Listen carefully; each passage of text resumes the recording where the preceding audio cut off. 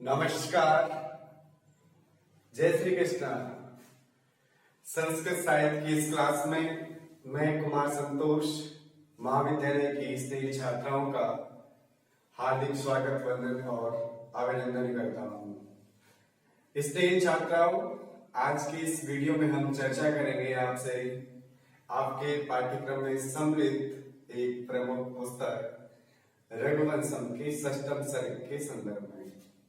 रघुवंशम के षष्ठम सर्ग के संदर्भ में हम आपसे इस वीडियो में परिचर्चा करेंगे विस्तार पूर्वक।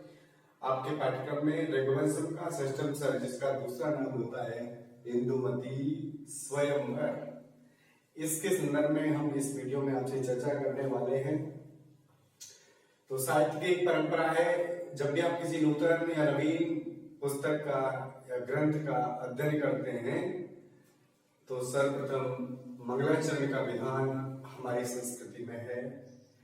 उसी परंपरा का निर्वहन कवि कुल चूड़ामणि महाकवि कालिदास ने किया और मैं कुमार संतोष भी उसी परंपरा का निर्वहन कर इस वीडियो की शुरुआत करता हूँ आदिदेव गणेश जी के स्मरण से। गजाननं भूतिगणादिसेवितम् कपितजम्बुफलचारुभक्षिणम् उमासुतं शोके विनाशकारकम् नमामि विघ्नेश्वर पादपङ्कजम्। नमामि विघ्नेश्वर पादपङ्कजम्। आज का टॉपिक है हमारा रघुवंशम का षष्ठम सर्ग। इसके संदर्भ में हम आपसे आज विस्तार पूर्वक अध्ययन करने वाले हैं। तो सर्वप्रथम आपको ये जानना परम आवश्यक है कि इस प्रकार के अद्भुत या वैचित्र्यपूर्ण महाकाव्य के प्रणेता कौन है, रचयिता कौन है, लेखक कौन है। तो लेखक का नाम होता है कवि कुल चूड़ामणि महाकवि कालिदास। रघुवंशम नामक महाकाव्य के अगर कोई प्रणेता है तो वो है कवि कुल चूड़ामणि महाकवि कालिदास। यानी कविता कामनी के कमनी कलेवर को कला के कंचन से सिद्धहस्त मंडित करने में सिद्धहस्त महाकवि कालिदास की रस प्रवाहिनी लेखनी से सुविरचित है क्या रघुवंशम। यानी महाकवि कालिदास एक अद्भुत प्रतिभा के धनी है, सर्वतोमुखी प्रतिभा के धनी है। ना केवल ये महाकाव्यकार है, गीतिकार है, अपितु नाटककार भी हैं। और इनके द्वारा साहित्य जगत को 7 अक्षय निधि प्रदान की गई। उनकी चर्चा हम थोड़ी देर बाद आपसे करने वाले हैं। तो सबसे पहले हम ये भी जाने कि इस प्रकार की अद्भुत प्रतिभा को धारण करने वाला प्रकांड पंडित इस साहित्य जगत में कब अवतरित हुआ, उसका अवतरण कब हुआ। तो निश्चित रूप से तो इनके संदर्भ में कुछ भी नहीं कहा जा सकता, केवल कुछ साक्ष्यों के आधार पर ये भान होता है या ये ज्ञात होता है। इनके संदर्भ में 2 मत प्रचलित है समय के संदर्भ में। एक तो ईसा पूर्व प्रथम शताब्दी का मत और दूसरा गुप्त काल के समकालीन भी इनको माना जाता है। अब देखें, इनका ये जो महाकाव्य है रघुवंशम, जो लोकप्रियता की दृष्टि से सर्वोत्कृष्ट है, इसकी परिगणना संस्कृत साहित्य की लघुत्रयी के अंतर्गत की जाती है। और आपको ये भी जान लीजिए कि लघुत्रय में महाकवि कालिदास की 3 रचनाएं हैं। वो कौन कौन सी हैं जिनकी परिगणना लघुत्रय के अंतर्गत की जाती है। तो वो रचना है आपकी रघुवंशम, कुमार संभवम और ऋतुसार। ऋतुसार में ये इनकी रचना है जिनकी गणना किसमें की जाती है, लघुत्रयी के अंतर्गत की जाती है। रघुवंशम, कुमार संभवम और मेघदूतम। अब देखें कि इस प्रकार का लोकप्रिय महाकाव्य जिसकी लोकप्रियता का अंदाजा आप एक उक्ति है उससे लगा सकते हैं कि के इह रघुकारे न रमते। यानी ऐसा कौन साहित्य प्रेमी है जिसका मन रघुवंश में नहीं रमता है। बहुत ही लोकप्रिय रोचक महाकाव्य है रघुवंशम। अब ये प्रश्न उठता है कि इस प्रकार का अद्भुत महाकाव्य किस विषय वस्तु को आधार बनाकर लिखा गया, इसकी जो विषय वस्तु है वो कहां से ली गई। तो उपजीव की जब हम चर्चा करते हैं तो रघुवंशम की जो कथा वस्तु है, विषय वस्तु है, वो आपको आदि कवि महर्षि वाल्मीकि के द्वारा प्रणीत लौकिक संस्कृत जगत का आदि काव्य के नाम से विभूषित रामायण नामक महाकाव्य से भी मिलती है। और हमारे जो अष्टादश पुराण है उनमें से एक पुराण पद्म पुराण में भी यह इसकी विषय वस्तु वर्णित है। तो इसका उपजीव्य आपको ध्यान रखना है, एक तो रामायण और पद्म पुराण, ये इसका उपजीव्य है। किसका? रघुवंशम का। यानी महाकवि कालिदास ने रामायण से इस विषय वस्तु को उठाया और अपनी प्रखर प्रतिभा से, अपनी प्रखर जो लेखनी है उसके माध्यम से एक 19 सर्गों का विशाल महाकाव्य रघुवंशम सृजित कर दिया। ये इनकी कल्पना शक्ति का कमाल है, इनकी महाकवि कालिदास। अब देखते हैं रघुवंशम का विभाजन 19 सर्गों में हुआ। ये भी आपको ध्यान रखना है। संपूर्ण जो रघुवंशम है 1569 श्लोकों में आबद्ध है। अगर हम ये चर्चा करें इसका सबसे बड़ा सर्ग कौन सा है, तो उस सर्ग का नाम होता है 12वां, जिसमें 104 श्लोकों का प्रयोग हुआ है। अब चर्चा ये भी उठती है आपके मन मस्तिष्क में कि सबसे छोटा सर्ग कौन सा है सर, तो उसका उत्तर होता है 18वां सर्ग सबसे छोटा है, जिसमें महज 53 श्लोकों का प्रयोग हुआ है। ये रघुवंशम के बारे में जानकारी। अब प्रश्न ये भी उठता है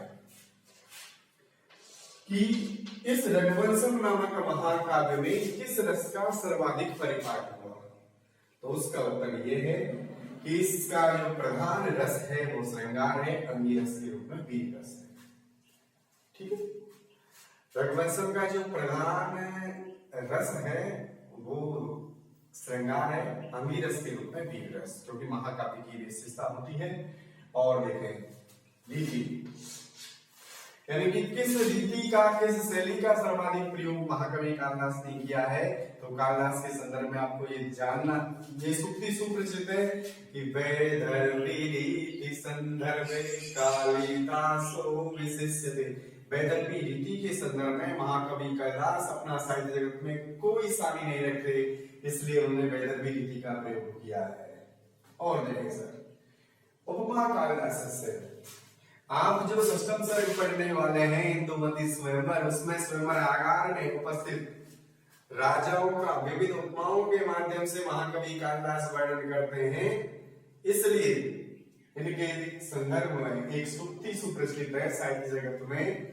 वो सूक्ति क्या है कि उपमा कालिदासस्य भारवे अर्थ गौरवम् दंडिने पदलालित्यम् मागे संति त्रयो गुणा। उपमा कालिदास से, यानी साहित्य जगत में उपमा के प्रयोग में, यानी उपमा इनकी इतनी सर्वोत्कृष्ट मानी जाती है कि इनका कोई सानी नहीं है उपमा के प्रयोग के माध्यम से। उपमा अलंकार में सर्वाधिक प्रिय है। और देखें सर,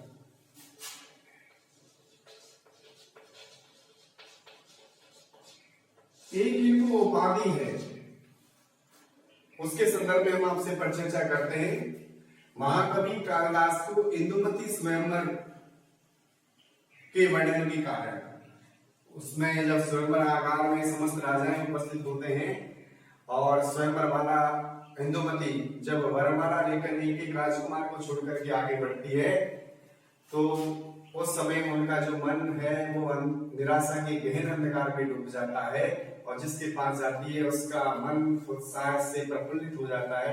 तो उसका एक बड़ा ही मार्मिक मनोहारी सजीव चित्रण महाकवि कालिदास ने अपनी लेखनी के माध्यम से किया है। और उसी श्लोक के कारण, संचारणी दीपशिखा वाला जो श्लोक है, उसके कारण महाकवि कालिदास को दीपशिखा की पदवी से साहित्य जगत में विभूषित किया गया।